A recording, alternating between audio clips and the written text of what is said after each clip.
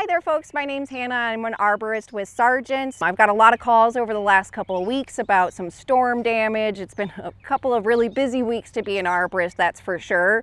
But a lot of the damage that I've been seeing is maybe preventable or at least a little bit predictable. A lot of the trees that I've seen around town kind of just fell over like this. And at first glance, you can see that there really are no roots coming out of this.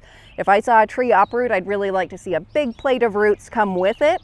So after a little bit more investigation, we can kind of look here and see that there's some girdling going on. And when you look at the stump, we can see that there's these roots that had come around the trunk of the tree and actually started to choke out the tree.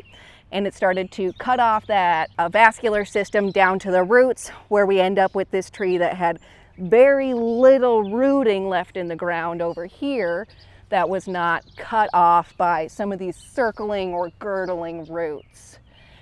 This tree actually had so many girdling roots that we still have standing water in the stump here because the root mass is so thick that it was not able to get out, which was definitely a big part of why this tree surmised to the wind the other week. We're even able to see a little bit of like the decay that has happened because of that. So these are things that we would be able to investigate and look a little bit closer at. You know, there are some really easy signs that we might have been able to see down here looking at the roots kind of choking out the tree. On younger trees, this is something that we can prevent. We can excavate the root system, take a look at those roots that are crossing, girdling, stem severing, and actually prune those roots with an air spade.